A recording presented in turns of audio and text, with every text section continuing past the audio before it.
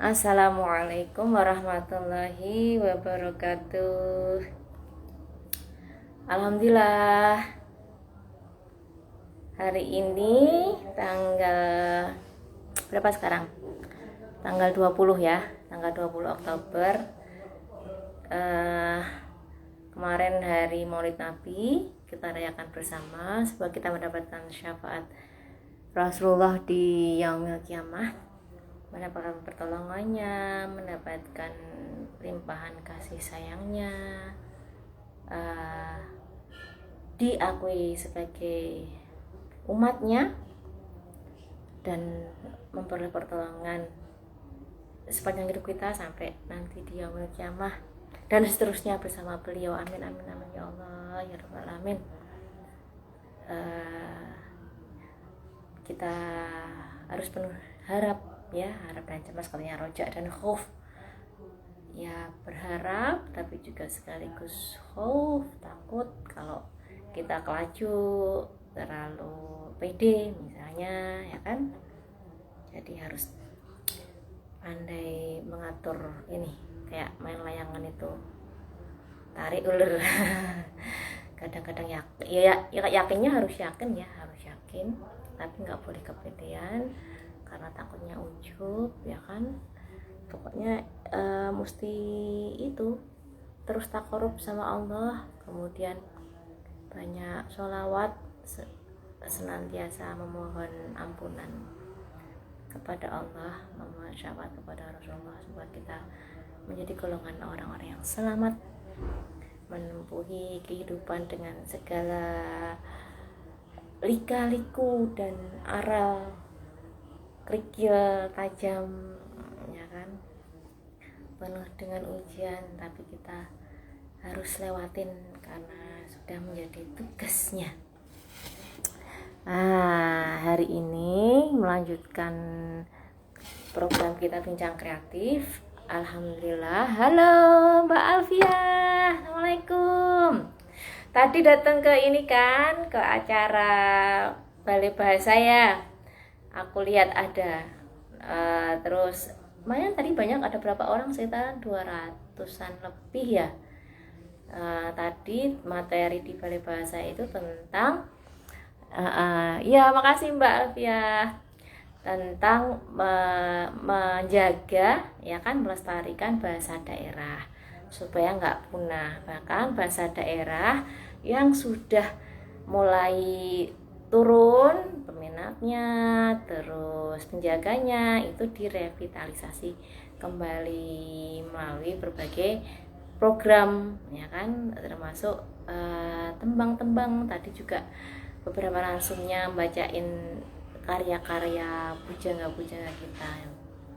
Tuh, aku senang kalau ada acara terus ada pembacaan, itu suka banget karena mereka yang baca itu kadang-kadang bawa soulnya ya, bawa jiwanya, dan itu bikin greget gitu, suka. Nah hari ini insya Allah kita ada Fikri ya, dari Gubuk Baca Gubuk Purwodadi.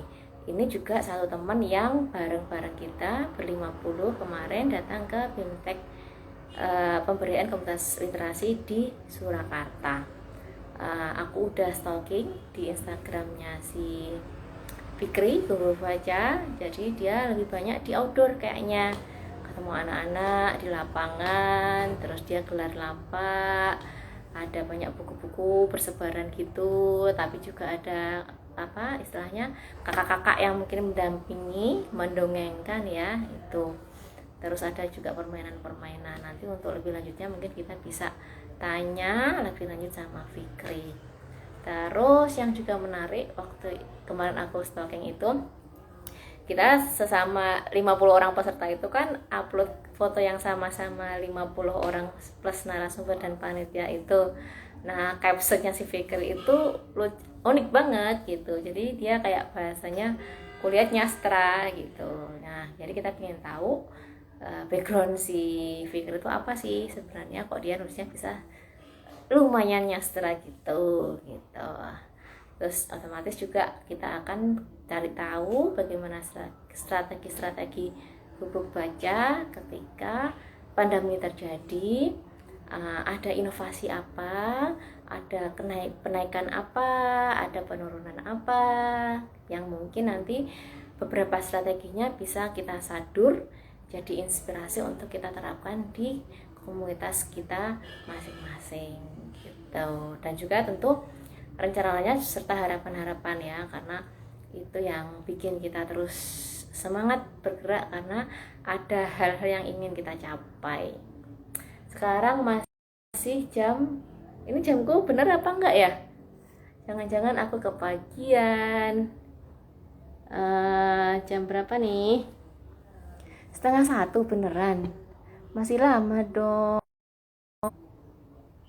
Nah, ternyata emang masih 12:30 teman-teman, masih setengah jam lagi menuju jam satunya. Kalau kita beruntung nanti Fikri datang lebih gasik, kalau kita nggak beruntung kita akan capcus selama setengah jam.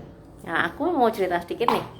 Kemarin aku ketemu cerpenis Solo ya kan, Mas Yudi. Dia karyanya ini, jadi karya ini judulnya Tanah Letung. Tanah Letung itu berisi cerpen-cerpen Mas Yudi yang menang lomba dan juga dimuat beberapa koran ya. Nah, ini aku baru baca depan doang sih, belum selesai.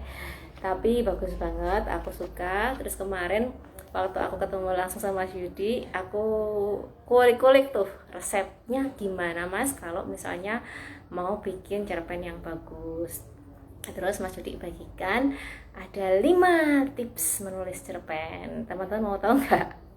Aku bagiin ya, gratis aja. Aku udah punya juga dari Mas Yudi gratis kok, tenang aja.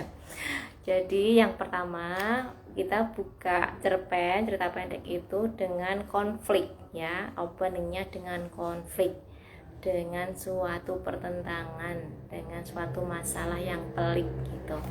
Nah, tipsnya waktu pertama kita nulis itu tulis aja dari atas sampai belakang, jangan hiraukan apakah openingnya bagus apa enggak. Nah, ketika sudah ditulis, nanti yang bagian konflik itu dinaikkan ke atas, jadi dilukir gitu kan. Terus yang bagian atas itu berarti otomatis turun ya kan. Nah, antara yang konflik yang sekarang di atas itu sama yang bagian yang tadinya di atas terus turun itu pasti kan ada jegleknya itu kan. Nah, itu tinggal kita sambung supaya dia ngerasa enggak jeglek gitu.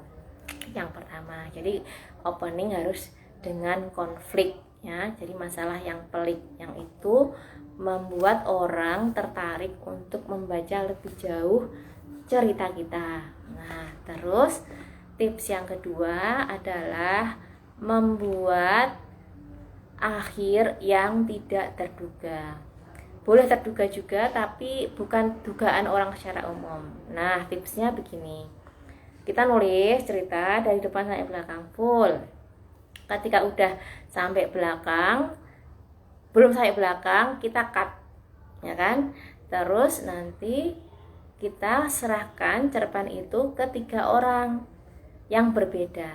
Kasih ke A, nih ada cerita kayak gini, menurutmu akhir ceritanya itu kayak gimana gitu. Nanti habis itu berikan cerita itu ke si B, menurutmu akhir ceritanya kayak gimana, ke C ya kan.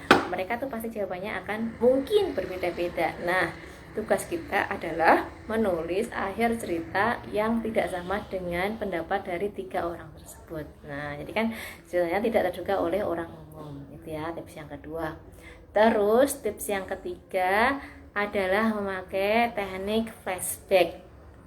Jadi di awal kita ceritakan bagian udah mau akhir atau justru akhir cerita itu kita taruh di awal ya kan. Nah, terus dari situ kita flashback mundur, kenapa kejadian itu ada, kenapa situasi di awal itu ada. Tentu saja situasi di awal itu sesuatu yang tidak biasa ya kan, itu namanya teknik flashback. Kemudian tips yang keempat itu memakai simbol. Nah, simbol itu kita maknai dengan sesuatu yang tidak biasa dimaknai oleh umum. Jadi kayak break the rule, out of the box. Contohnya, misalnya surga itu biasa dipahami, dimaknai sebagai sesuatu yang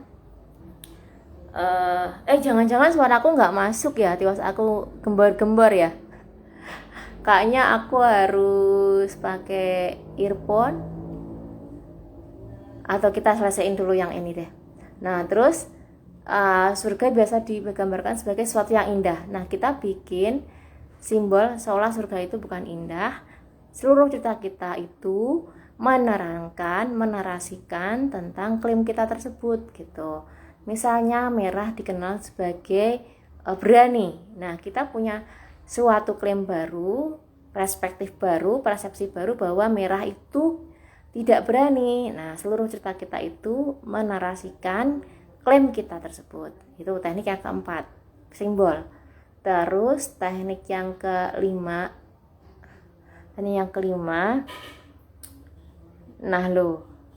ganti sudut pandang. Jadi misalnya cerita kita itu lingkupnya kayak lebih konteksnya lebih sempit ya.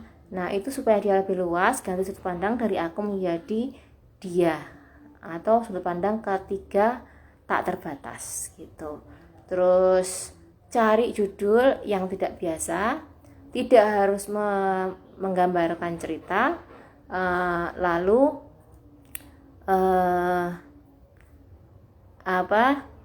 semua itu tips-tips itu kalau kita mau bagikan ke orang lain, misalnya kita mengajarkan cerpen ke orang lain, itu juga diajarkannya dalam satu paket. Jadi misalnya kita nggak ngajar, misalnya tiga kali pertemuan ngajar itu nggak hanya tentang penokohan doang, setting doang, atau plot doang, itu enggak, tapi dia merupakan suatu rangkaian. Hari pertama kita kasihkan materinya bahwa menulis cerita sebagai sebuah rangkaian.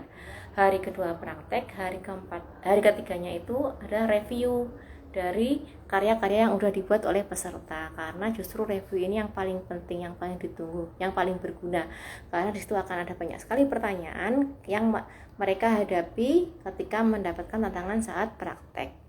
Itu tips-tips dari Mas Sudi dalam rangka menulis cerpen maupun mengajarkannya.